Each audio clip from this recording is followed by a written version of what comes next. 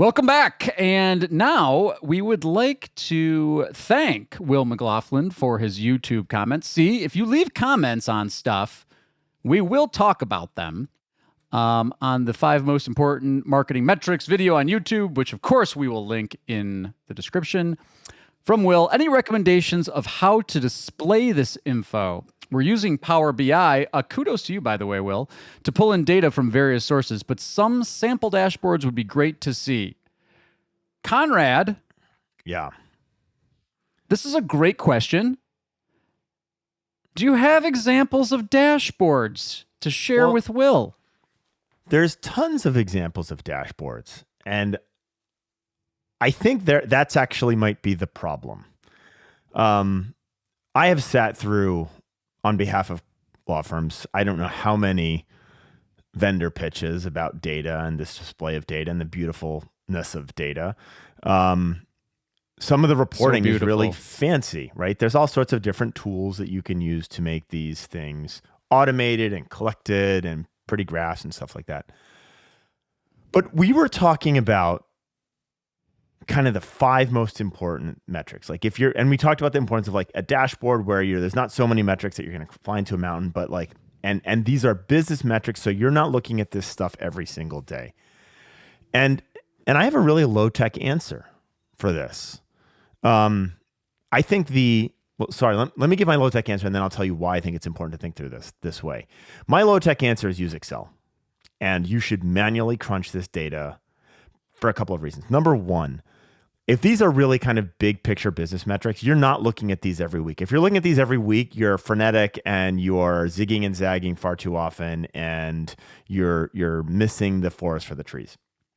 And so it's not like this is the labor involved in putting together these pieces of data warrants the labor required to A, automate the process, and B, when you do automate that process and build all this data together, you've got to keep that thing up and running, right? Which is difficult. We do this for all of our clients, and we have a full-time person. This is all they do, is they maintain the connections between different systems.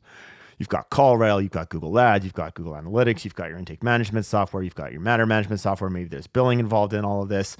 There's your social media accounts, like all of this stuff that you might want to look at when you're looking at the 5 most important metrics. So my answer is, A, the labor required to keep something up like that up and running on the regular is probably not worth it. And B, and I think people miss this, when you have to actually go in and look at and find the data and look at the data, it forces you to get more intimate with what that data is actually telling you, right?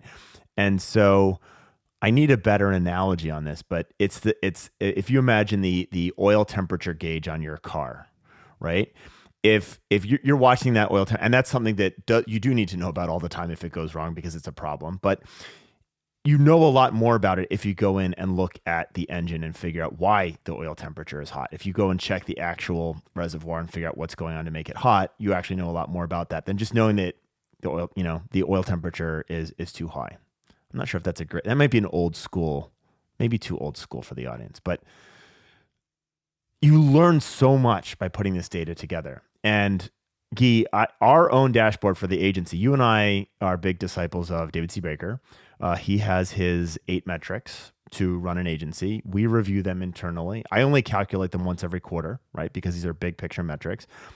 And I've been running this off Excel for, I don't know, since 2014, 15. And it means that every quarter I go in and I spend 2 hours pulling data together, and I always find something that I want to dig deeper into. And I think there's value in that. So I agree with you on the value of kind of this idea of doing the work in your rolling up your sleeves, your data sleeves, and diving in and understand the numbers better.